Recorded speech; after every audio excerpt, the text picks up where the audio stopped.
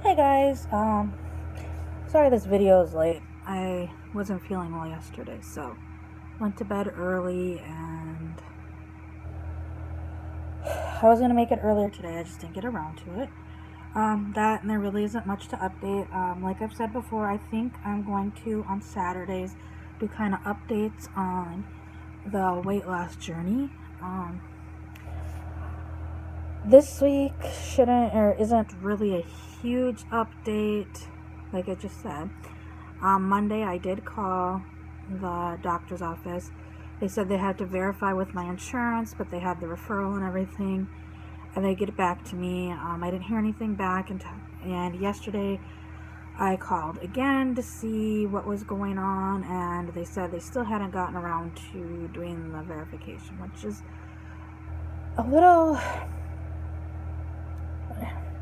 disappointing. I know she said that there was a huge stack that has to get done, and there's only 2 ladies that do this verification. But I don't know, to me, it's almost like the ones that call and ask versus somebody that your doctor just sends a referral tells me that you're more serious about it. I guess, because she said that, she goes, we've got a stack of about 40 people that we need to get verified. And it's like, okay, so how many of those are people actually calling about it and asking about it versus how many are the doctor sent over the referral and you're going to verify it and then you're going to contact the patient. So that's where I'm a little frustrated because, called twice already and I really would like to get this work done. This is something I need to do. This is something I want to do, and I feel like it's just a huge roadblock. It'd be one thing if they called back and said, we're busy, we won't be able to see you till March 3rd or whatever. That's one thing to me, but the fact that it's taking forever just to contact my insurance to verify it is what's frustrating to me. So there's that. I know I've been trying to eat healthier this week. We went out to eat today, and instead of getting what I normally get, I got a salad, and I actually didn't even eat the whole salad.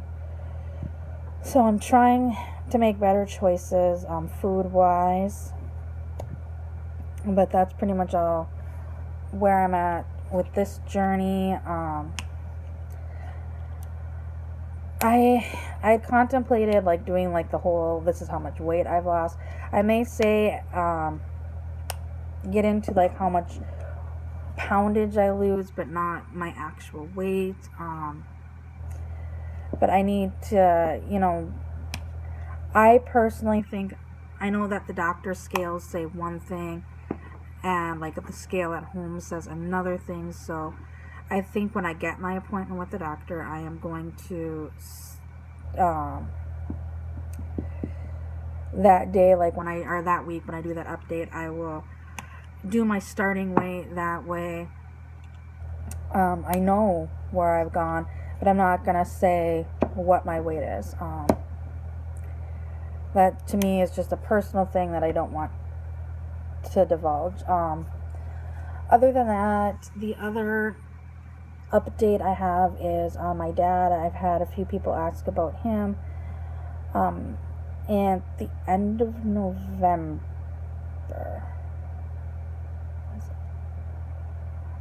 before they came to visit, my dad had finished his radiation, and he had been doing chemo with his radiation. They had him stay on that same chemo regimen, and 6 weeks after radiation was done, they did an MRI, and the MRI, they said they didn't say cancer-free, they said there was no traces of the cancer or the tumor. But there was some swelling in his brain, and they wanted him to come back in 6 weeks to do a follow-up MRI. In the meantime, they put him on what they called maintenance chemo, which he was on 1 pill 7 days, or for 1 week, once a month. And he started that at the end of November.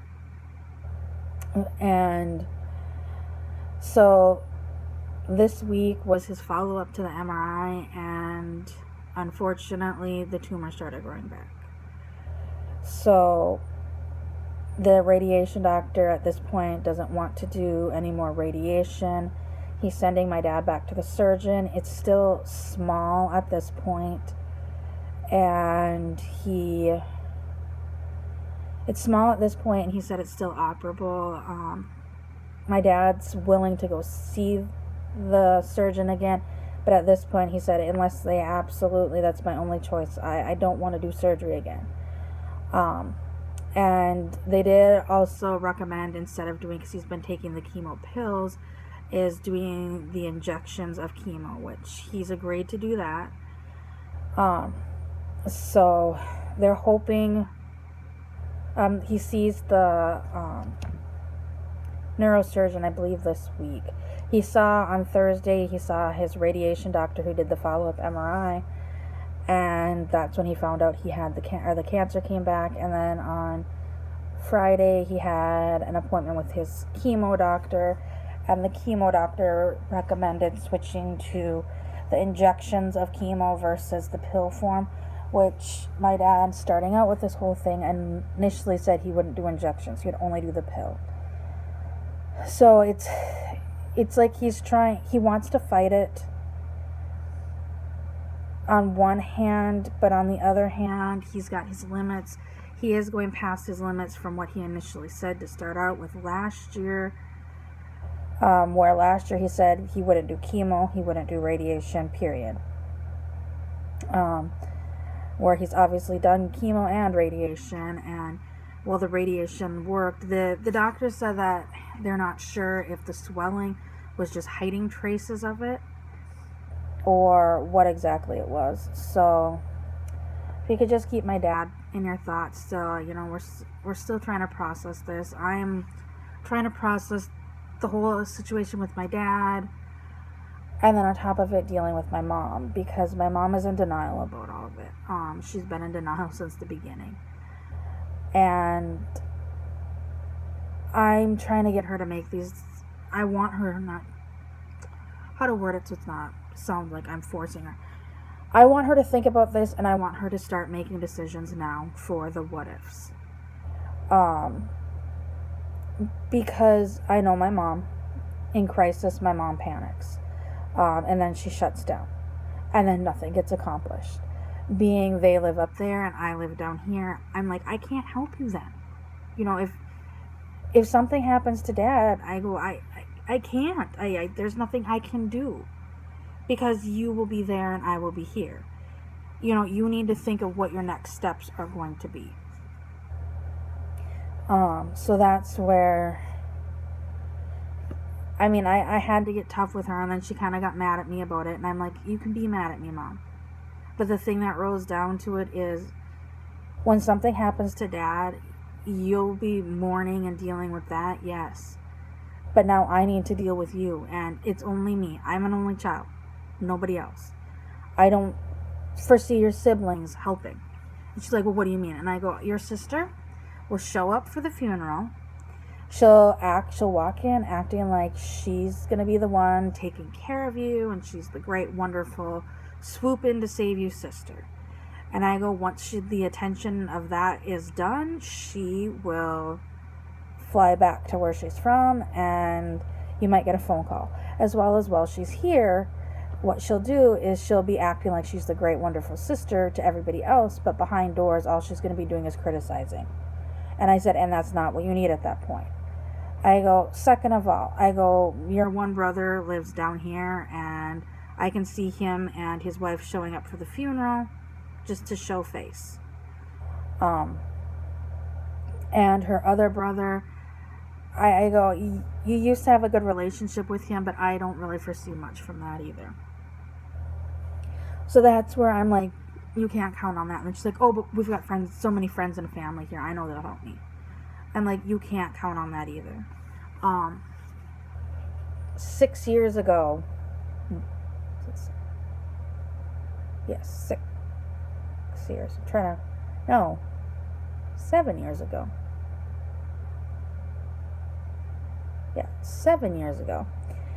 This month, my friend almost passed away. She was 36 weeks pregnant with her now youngest son, and she had a medical emergency that almost took her and the baby's life. And I'm like, look at how everybody, when she was in the hospital, was at the hospital for her. There was a vigilance of people at the hospital. When she got better, people were still coming and going. When she was in rehab, people were still coming and going. They had a benefit for her and her baby, and everybody showed up, worked hard. And honestly, once that benefit happened, stuff started petering off. It was like people were forgetting about it. And I go, so if something happens to Dad, I can see your friends. Oh, we'll help you, we'll be there for you, we'll be there for you. And then when it comes down to it, after a while, you're either going to, and I go, Mom, I'm not saying this in a bad way, but you're either going to get on their nerves about being needy, I said, or they're just going to lose interest. And so I go, you can't count on that. So I go, oh, but the people from the church. And I go, once again, I'm like, you need to start thinking about this stuff. You can't just count on that. So she kind of, well, I'm going to pray about it when it happens. I'm like, no, you can't pray about it when it happens. I go, look at when you guys came down here and your truck broke down. You were sitting on the floor next to me, curled in a ball, rocking back and forth, praying what to do. Crying, oh, I don't know what to do. As Dad's over there making decisions because you refused to. And then once, whatever decision he made, you were pissed about it. You were incredibly angry about the decision he made. And I go, so no. And I go, because I'm not going to be making decisions for you. And you're not going to be in the frame of mind to make those decisions yourself. So I'm hoping I got through to her that, something needs to be done. You need to start getting plans in place. And I think part of it is my dad's afraid. She seems to think my dad, if she has these plans in place, my dad will give up. And I don't think that's the case. But on the other hand, I think it'll bring more comfort to my dad knowing that she has a plan in place. So I'm just trying to deal with both of them, and everything else that's going on has just been an week. As well as my kids had Monday off for the holiday. Tuesday was a snow day, although there was no snow. And then Wednesday, Thursday, Friday, I haven't been feeling the best. At my doctor appointment last week, they took me off one of my medications because they needed to do a test. And in order to do the test, I have to be off one of my medications. And I've just been feeling like crap being off of it. Like my whole body hurts.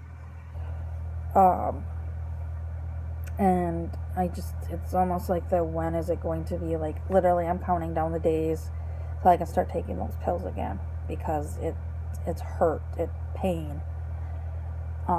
So this is kind of turning into a rambling video instead of uplifting. This is Yehara, but on the weight loss front, there really isn't a whole bunch of news, and I'm waiting for the doctor's appointment, or the doctors at this point. So, if you haven't already, please subscribe. You can either click the subscribe button below, or if you're on a computer, you can hover over the watermark, and it will also have a spot where you can subscribe there. Like this video and comment. I will see everyone later. Bye.